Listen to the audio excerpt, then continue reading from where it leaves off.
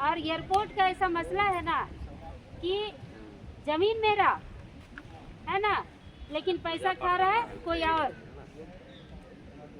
जमीन मेरा जा रहा है, लेकिन भू अर्जन का कागज नोटिस मेरे पास नहीं आके उसको बीच से ही कोई और ले जा रहा है और अपने नाम से फर्जी कागज बनाकर उसका पैसा, उसका मुआवजा उठा ले रहा है। ये परिस्थिति है यहाँ। इसीलिए जब भी समाज को जरूरत पड़ता है उस समय सब लोग बिना स्वार्थ का, बिना पैसा का आप लोग निकल के समाज के साथ खड़ा होइए, तब सामाजिक संगठन आप लोगों के साथ खड़ा हो। जब जमीन का समस्या आता है या किसी तरह का मारपीट का समस्या आता है तब आप लोग समाज को खोजते हैं, लेकिन समाज को जब जरूरत पड़ता है, कहीं धरना प्रदर्शन करना हो, कहीं रैली करना हो, थाना घेराव करना हो, तो समाज के लोग निकलते नहीं।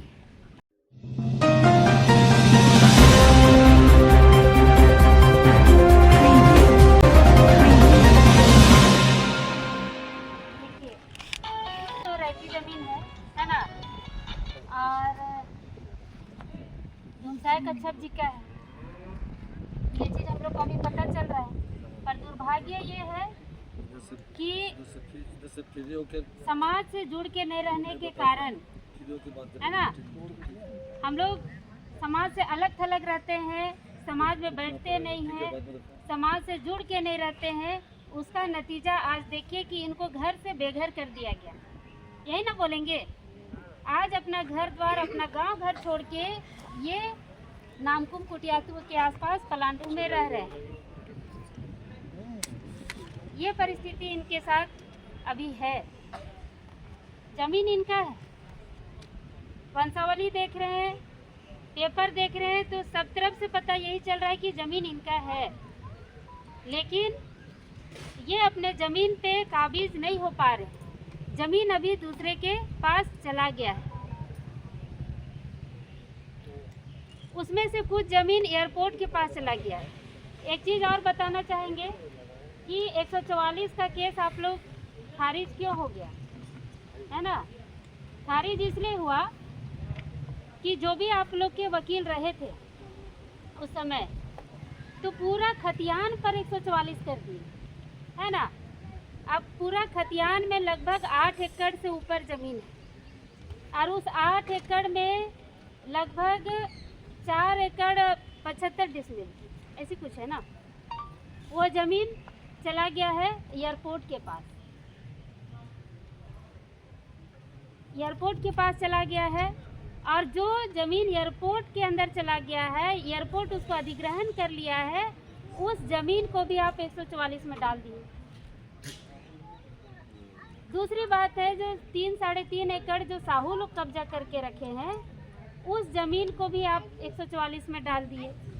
आपको सिर्फ जो कब्जा में हुआ है उसको सिर्फ डालना था 144 में, लेकिन जब वहाँ पर अंचल का रिपोर्ट आता है तो अंचल रिपोर्ट बताते हैं कि आधा से ज़्यादा ज़मीन एयरपोर्ट में चला गया है। तो वहाँ तो अंदर में कोर्ट 144 नहीं ना करेगा भाई, करेगा क्या? क्योंकि एयरपोर्ट बहुत बड़ा चीज़ है, और एयरपोर्ट में ज़मीन जाना यानी वो डीसी के अथॉरिटी से जाता है। भूमि अधिग्रहण विभाग जो है, भू राजस्व विभाग, वो भूमि अधिग्रहण करता है, यानी आपका ज़मीन लिखा पढ़ी के साथ लेता है, उसका मुआवजा देता है। अब आप लोग को मुआवजा मिला है कि नहीं हम नहीं जानेंगे। तो उतना ज़मीन उसका चला गया है, तो टोटल ज़मीन को आप 144 में डालें, इसीलिए 144 का खारिज हो गया। सिर्फ साहू लोग जो कब्जा किया था उस प्लॉट को डालते तो आपका 144 आपके फेवर में होता। गड़बड़ी यहाँ पर हुआ है। दूसरा चीज़ है कि और कोई किसी तरह का केस किए क्या आप लोग, टाइटल सूट वगैरह नहीं ना किए? तो बनता ही नहीं, उन लोग से तो टाइटल सूट कैसे करेंगे? किए हैं टाइटल सूट या कोई भी केस, SAR को केस नहीं गए, कहीं नहीं गए, मतलब। तो अब हम लोग इसमें क्या करेंगे, सबसे पहले तो जो ज़मीन खतियान में है ना, हम लोग को अंचल से एक रिपोर्ट लेना होगा, क्योंकि अंचल का रिपोर्ट 144 में आ गया है कि कौन कौन सा प्लॉट चला गया है आपका एयरपोर्ट में, और जो ज़मीन बचा हुआ है उसको हम लोगों को अंचल से नापी के लिए आवेदन देना होगा। पहले तो हम लोग प्रशासनिक चलेंगे, अंचल से नापी के लिए देंगे, अंचल नापी करने के लिए तैयार होगा तो ठीक है, नहीं तो प्राइवेट अमीन बुला के हम लोग उसका नापी कर सकते हैं, है ना। हम लोग को भी तो पता चलना चाहिए समाज को कि कहाँ कहाँ इनका ज़मीन है, कौन सा प्लॉट है। किसी का भी ज़मीन में अंदाजी नहीं चढ़ जाइएगा, बहुत तरीके से लड़ना पड़ता है। तो नापी पहला करना पड़ेगा, उसके बाद उसको लिखा पढ़ी करना होगा डीसी कमिश्नर तक, है ना। उसको लिखा पढ़ी करना पड़ेगा कि ज़मीन इनका है और उस पर अवैध कब्जा है, उस अवैध कब्जा को हटाया जाए। ये हम लोग को लिखा पढ़ी संगठन की तरफ से करना होगा। और जब लिखा पढ़ी हो जाएगा उसके बाद अगर सरकार की तरफ से कोई कार्रवाई नहीं होती है तो फिर संगठन या ग्राम सभा निर्णय लेने के लिए सक्षम है। दूसरा एक चीज़ है कि कोई भी मामला गांव स्तर का होता है तो हम लोग को गांव में बैठक करना चाहिए। ये हेतु मौजा का मामला है तो हेतु गांव में मीटिंग बैठना चाहिए। हेतु गांव के लोगों को भी पता चलना चाहिए कि धूमसाई कच्छप कौन है और किस खाता से है, किनके वंशज है, तब तो गांव वाला लोग सहयोग करेगा। और एयरपोर्ट का ऐसा मसला है ना कि ज़मीन मेरा है ना, लेकिन पैसा खा रहा है कोई और।